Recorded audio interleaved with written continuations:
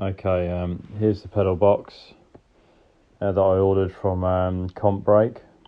I've sort of put it together. It's fairly simple to put it together. Right, got the pedal box in there and assembled. I'll do another little bit on how I put it together. Isn't that difficult, to be honest, but obviously you want to try and get the biasing in the right way, and one master cylinder is bigger than the other. So I have made short little videos of making up the rear, the other pieces of copper pipe work going into those two T-pieces. Obviously the rear brakes are on the top T-piece, and the front brakes are on the bottom T-piece, and I'm just sort of making some pipe work up now to go into the master cylinders. So I've had to sort of do this over a few different days really, just because I've not had time just to fully commit on one day or the other. But yeah, so the pedal box is a lot smaller than I thought it was going to be. When you look at the pictures of them on the sort of Comp Brake website and eBay, they look quite large, but I guess it's just to hold two master cylinders with a pivot point in the middle. It's supposed to have a ratio of 5 to 1 or something. I'll put the specs up later, but I bought one of the kits that have got the cheaper, say cheaper, but the aftermarket, if we like, or pattern part master cylinders in there. I'll probably upgrade to AP later on when I've got more of an idea of how I want it all to go in there. I might even put a floor mounted in time, but yeah, it fits in there nicely, as you can see. Clears the turbo, which is something I was worried about. That PVC pipe obviously won't be anywhere near there when it's all fitted up. But it's a bit of a mock-up at the minute, just to get the copper pipes made up. I already made the lengths the other day to try and get something together, just with one end on them with the M10 in. I think the master cylinders have got the Imperial fitting in there. I've got a longer fitting in there, but they've got an Imperial fitting in there just because it's kind of old English stuff. So effectively 3/8 UNF it would be, which is almost the same as the M10x1 metric DIN fittings, but be very careful not to mix the two up. You'll always find one will fit in easy to the other, but not the other way around. Just be careful on that. But yeah, anyway, so that fitting's in there. I'm just making the pipes, try and just a bit of a mock-up, get everything in there tidy. Again, I'm going to get everything clipped up when I'm done, but everything's starting to take shape. It fits in there fairly nice, I think. So I've got a bar with an adjustable bar with the clevis pins on it, which is sat inside the car at the minute. So I'll get a video of that later. But yeah, fairly happy with it so far. Just a bit more work and it'll be fitted up, and then I'll be able to get it bled up.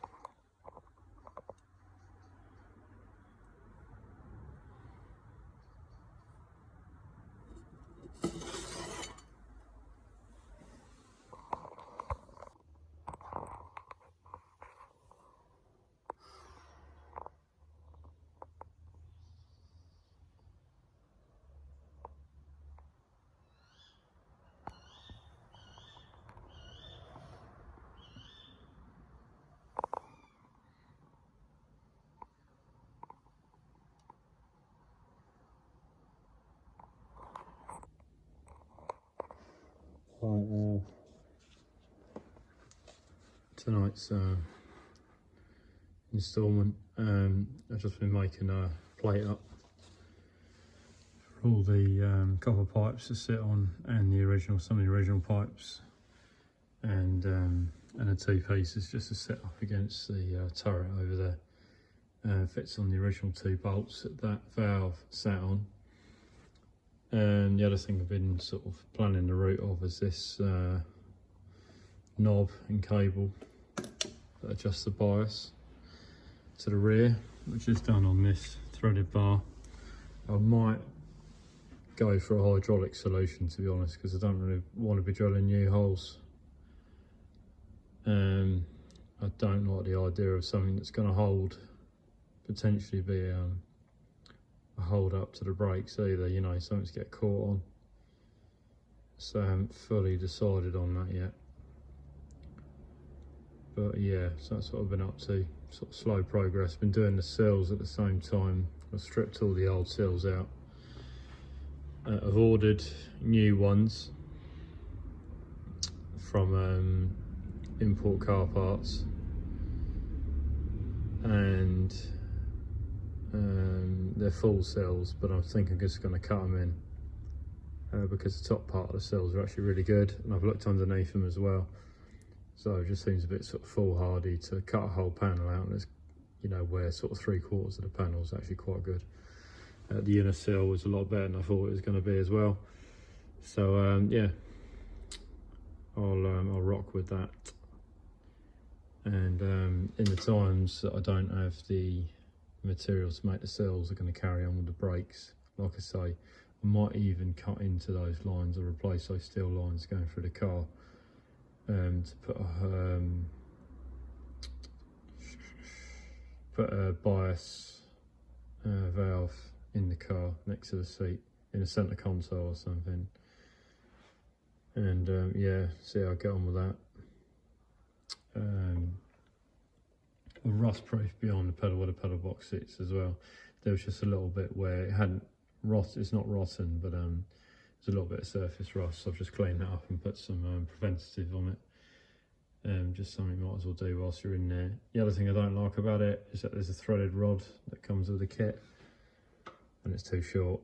In my opinion, it brings the pedal too far off the switch, and the pedal's probably only 2 inches from the floor. Although the brake pedal isn't going to move much probably by the time it's all back together. I don't like that.